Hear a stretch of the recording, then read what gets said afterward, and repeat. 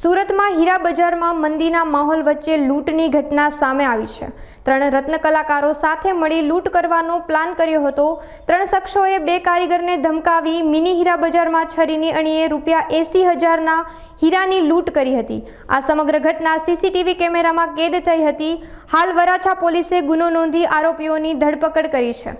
સુરત શહેરના વરાછા પોલીસ સ્ટેશનમાં આવેલ વરાછા મિની બજાર ઠાકોરદ્વાર સોસાયટીમાં શ્રી હરિ બિલ્ડિંગમાં ચોથા માળે આ કામના ફરિયાદી શ્રી કુણાલભાઈ પ્રવીણભાઈ ભુવા નાઓનું હીરાનું કારખાનું છે અને તેઓ CVD ડાયમંડ બનાવવાનું કામ કરે છે। રાત્રિના 3:30 વાગ્યાના સુમારે 20 થી 25 વર્ષની ઉંમરના આશરાના 3 ઈસમો મોઢે રૂમાલ બાંધી અને તેમના કારખાને આવી તેમના 2 કારીગરો નાઇટ શિફ્ટમાં કામ કરતા હતા। તે પૈકી એક કારીગરના છરી બતાવી અને 120 કેરેટ એટલે કે 80,000 રૂપિયાના હીરાની તેમજ 2 કારીગરોના બંને વિવો મોબાઈલની લૂંટ કરી અને ભાગી જવા અંગેની ફરિયાદ વરાછા પોલીસ સ્ટેશનમાં નોંધાયેલ હતી।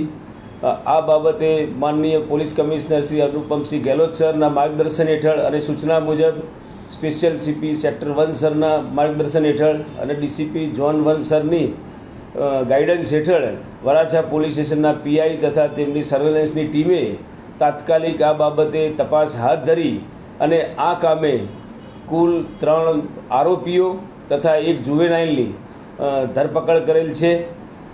સમગ્ર ઘટનાની હકીકત જોતાં આ કામના આરોપીઓએ ભેગા મળી અને પોતે ક્રિમિનલ કોન્સ્પાયરસી કરી અને કારખાનામાં રાત્રિ દરમિયાન લૂંટ કરવાનું પ્લાન કરેલો અને એ મુજબ કારખાનામાં જ એક કામ કરતા ઈસમે ટિપ્સ આપેલી અને એના ભાઈ હિતેશ દિનેશભાઈ ભુવા તથા એના મિત્ર જયદીપ અલગોતર તથા સુરેશ ગોહિલ એમ 3 ઈસમોએ સાથે મળી અને આ ઘટનાને અંજામ આપ્યો છે।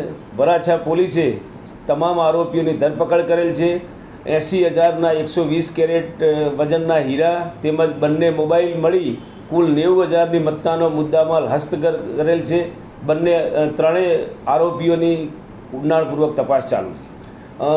જુવેનાઇલ જે ડિટેન કરવામાં આવ્યો છે તે આ કારખાનામાં પોતે કામ કરતા હતા અને અન્ય આરોપીઓ પણ હીરાના વ્યવસાય સાથે સંકળાયેલા છે। પૈસાની જરૂરત હોવાના કારણે અને અન્ય 1 તારીખે આ રીતે લૂંટ કરવા બાબતે કાવતરું રચી અને ઘટનાને અંજામ આપ્યો છે।